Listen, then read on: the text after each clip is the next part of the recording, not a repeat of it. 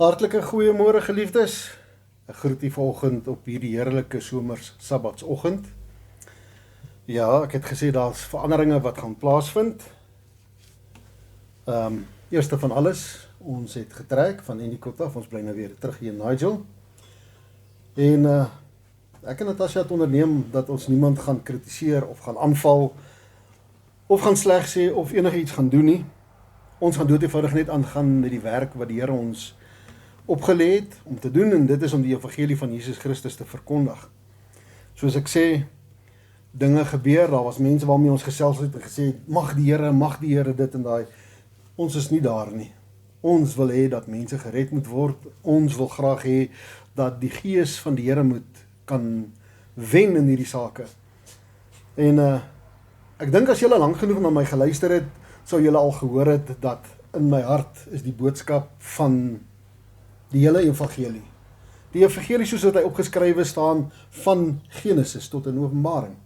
Mene dat ek die 10 gebooie aanhang en lief is daarvoor en dit na my beste van my vermoë probeer onderhou, en daarom ook die Sabbat, die 4de gebod, dit wil onderhou soos wat die Here dit 'n voorskrif gegee het. En dit is nie as enige hoe kan ek sê, brag of enige werke wat ek probeer voorhou as beter as die ander nie. Ek sê net doodeenvoudig, dit is 'n stap van gehoorsaamheid. Hierdie Sabbat is 'n verbondsteken. 'n Teken dat ek met God 'n verbond aangegaan het. Die verbond is dat die bloed van Christus het my vrygekoop van my sonde. Dit het my vrygekoop van die graf of die ewige hel of die dood. Want daarmee kan ons saam uitroep, soos wat Paulus uitgeroep het en gesê het, dood, waar is jou angel? Want hoekom? Ek het 'n verbond met God wat homself opgewek het uit die dode uit, dat hierdie Jesus Christus daar is nie 'n graf vir hom nie, hy het opgestaan, hy leef tot in ewigheid. My verbond met hom is dat hy het betaal vir die prys. En die teken daarvan is die Sabbat, en ek onderhou dit na die beste van my vermoë. Ja, daar is mense wat sê, jy sal nooit die wette van die Here volbring nie, of gehoorsaam nie. En ja, dit is nou 'n sekere leuen wat die Satan mense vertel, om te sê, jy moenie probeer nie. Ek en Natasha gaan die beste van ons vermoë dit doen. So, ons is nou terug in ons sitkamer.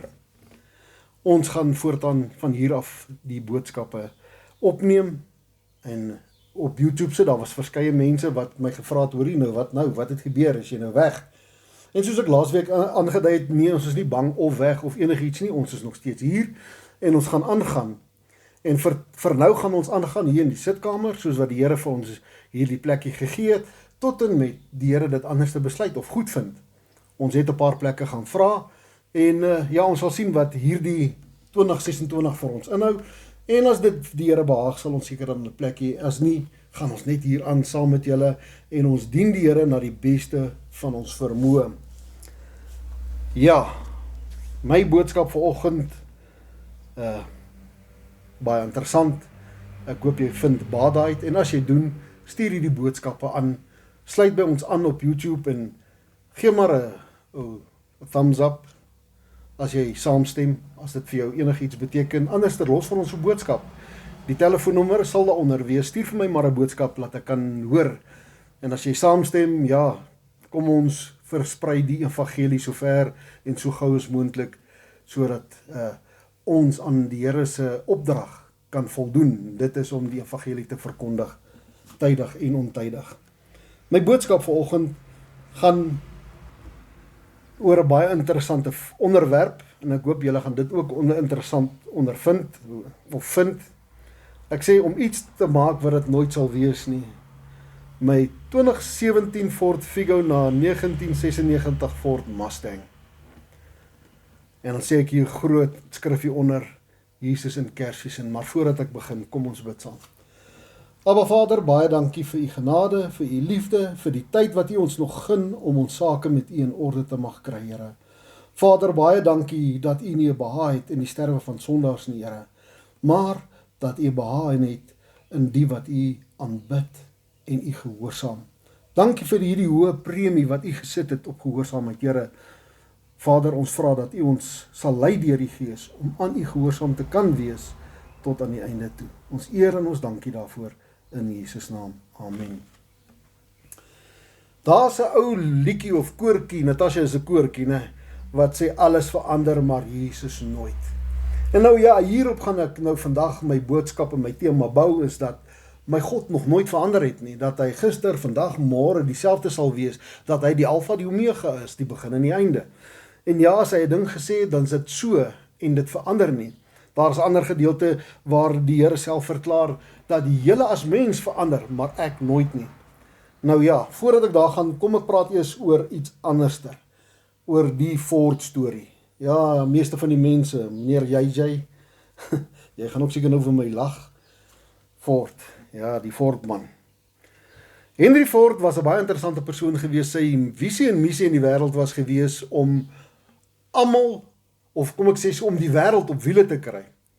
Hy wou graag gehad het dat almal 'n voertuig kan besit, en hy wou gehad het dat voertuie so bekostigbaar was, dat dit maklik was ook vir die arm mense om voertuie te kon besit. Nou ja, hy was ook die eerste ou wat in sy aanlegte 'n produksielyn gebruik het. Hy was die eerste vervaardiger wat dit gebruik het, en deur dit te doen kon hy voertuie vinniger en makliker vervaardiger as die ander. So hy het hierdie visie van hom uitgeleef, en ek moet nogal sê, ek dink hy het daarin geslaag.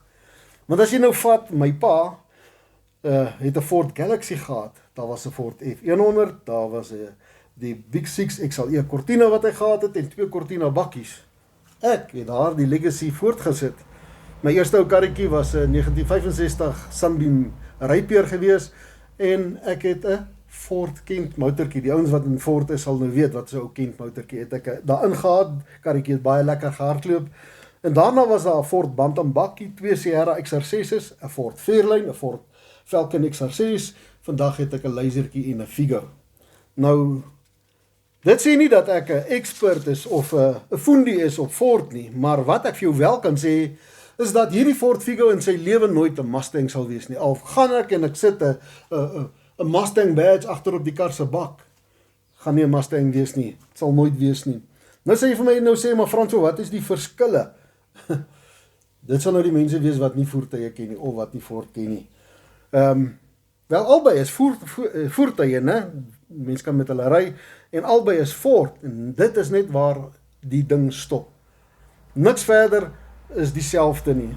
Ford Figo is gemaak met brandstofbesparing in oog, en as 'n voertuig om vinnig dorp toe te gaan en terug te kom, en miskien kinders rond te ry van skool en so aan, maar dit is waar hy stop.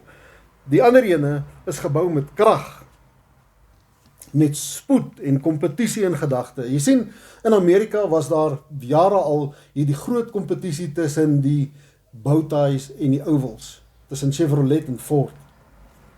En Ford het hierdie Mustang gebou as 'n voertuig om alle Chevrolet manne stil te maak, om seker te maak dat Ford die vinnigste voertuig op die mark is.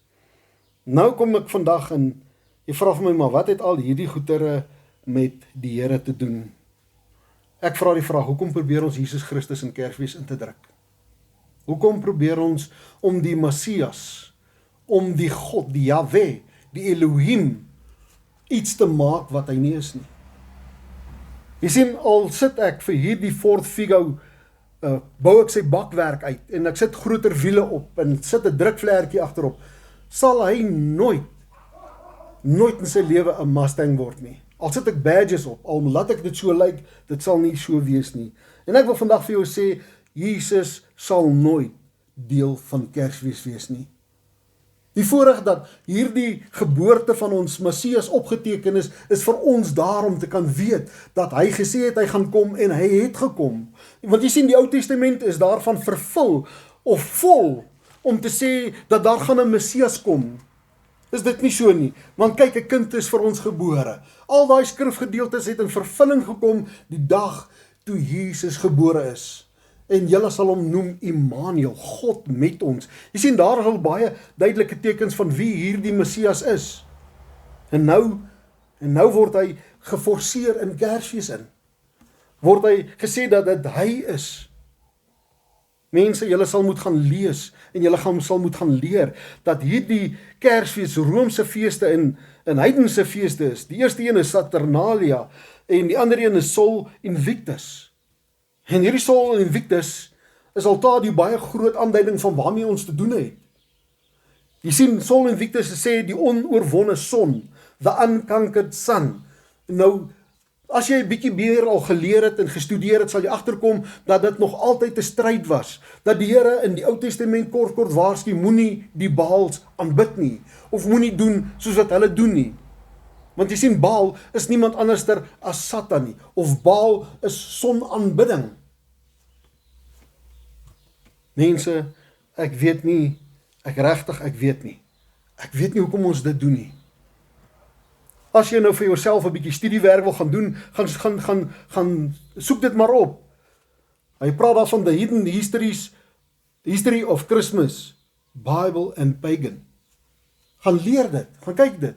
En dan kom jy na my toe terug en sê, François, jy's reg. En jy weet, die Here waarsku ons hierteen. Hy waarsku ons hierteen en ek wil vanoggend saam met julle in die woord van die Here gaan lees, dat julle saam met my kan lees, wat sê die Here? En ja, François, jy was reg, ons het geweet, jy gaan na Jeremia toe gaan, jy's reg, want die hele skrif is deur God ingegee, nie net 'n gedeelte daarvan nie, nie die soetsappige stories van al hierdie mooi dinge nie, die hele skrif is ingegee, en weet jy wat ernstig, as jy hierdie skrif lees en bestudeer, gaan hy jou eienaar maak, gaan hy jou seer maak, want jy gaan moet keuses maak tussen wat reg en verkeerd is, jy gaan moet besluite maak. Ek weet van my 2 kinders, vir Jan en vir Nessa was dit 'n verskriklike ding, toe ek tot bekering gekom het en hierdie skrifte begin lees het en begin sien het waarmee ek besig was, en die ou Kersfeesboom het uit die huis uit verdwyn, en Kersfees het van die kalender af verdwyn. Dit was vir hulle sekerlik 'n verskriklike ding gewees. Ek weet, vir my familie was geskok gewees, maar ek is die Here dankbaar dat dit ouma Bets was, wat al jare terug hierdie ding begin neerlê het, om te sê, geen Kersfees nie, geen Kersfeesboom nie. Jeremia begin hy in Jeremia 10, hy sê, die afgode en die Here. Ek duik nie weg nie, ek wil net 'n glasie water drink, ek voel ek raak dors.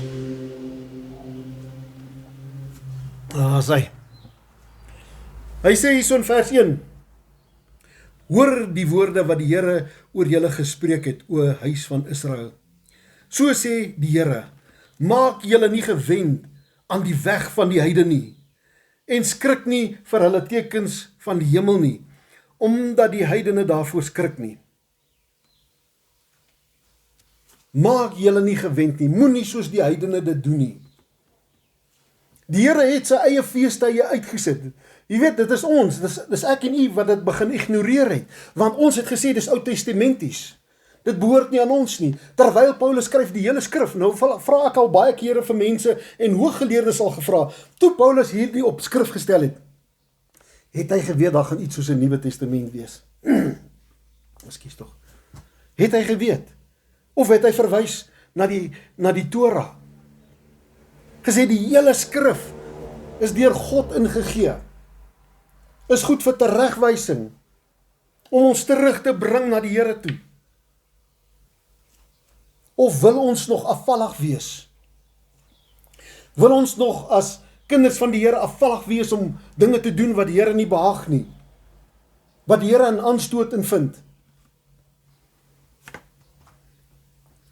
Want die insettinge van volke is nietigheid, want 'n boom uit die bos kap hulle om. Die handewerk van die ambagsman, ekskuus tog, met die byl. Hulle versier dit met silwer en goud.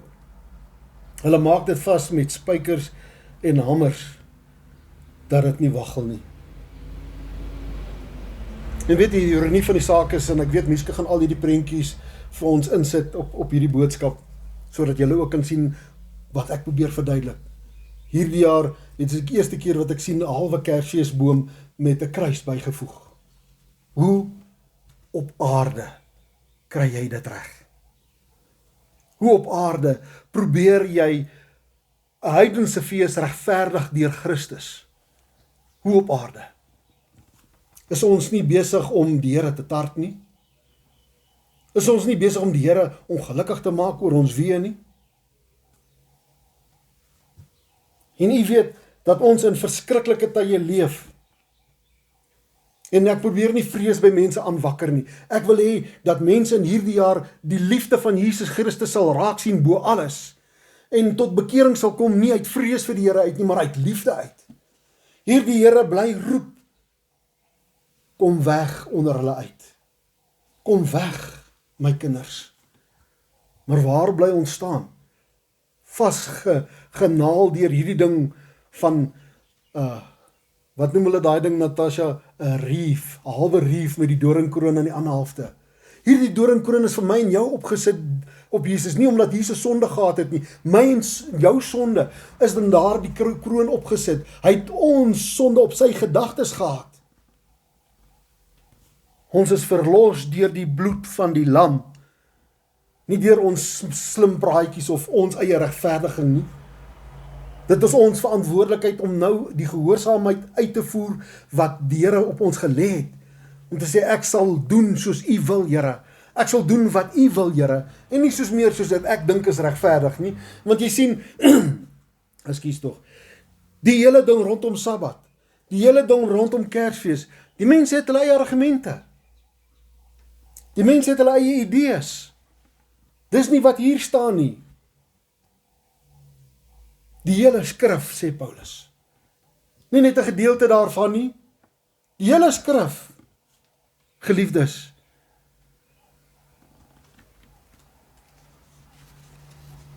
Die Here waarsku ons.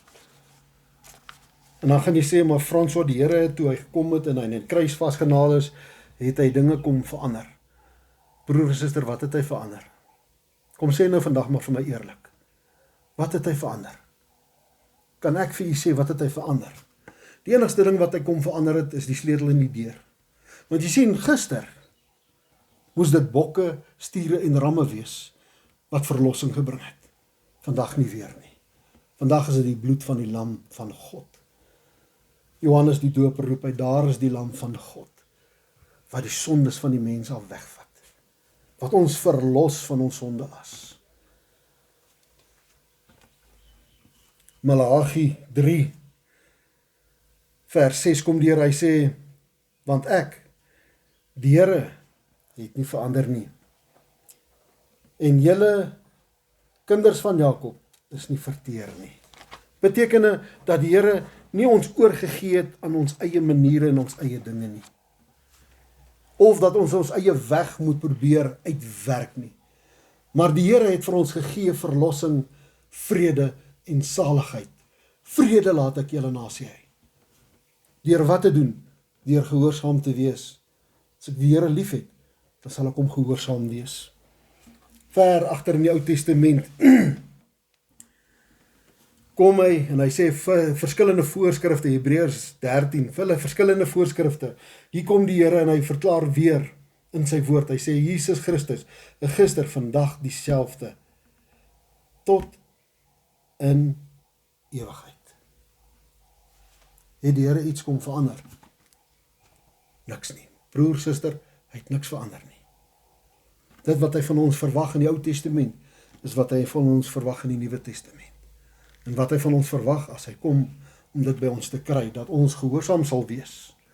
Waaraan moet ek gehoorsaam wees? Aan die Gees van die Here. Want die Here sal jou, die Gees van die Here sal jou oortuig van sonde en ongeregtigheid. As daar iets in jou lewe is wat verkeerd is, gaan die Here met jou kom werk. Hy gaan van jou vra om te verander. Dis beter vir ons om by die Here in te pas, as om daardie woorde te hoor, wat in Openbaring al reeds vir ons opgeskryf staan, gaan weg van my af. Ja, jy sien, daar's 'n gedeelte in Openbaring waar hy sê, en ek het die dode, klein en groot, voor die troon sien staan. Die mense was geoordeel wat in die boeke geskrywe staan.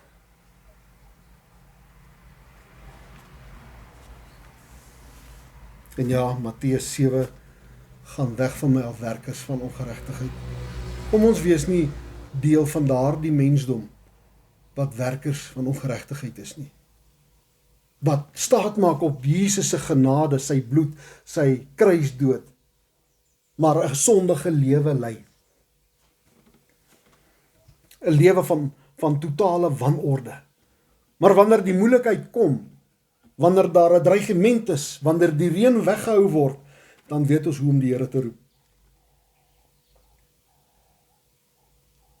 Wanneer daar 'n hospitaalbed is en daar die geliefde van ons is besig om sy laaste asems te haal, dan weet ons hoe om die Here te roep.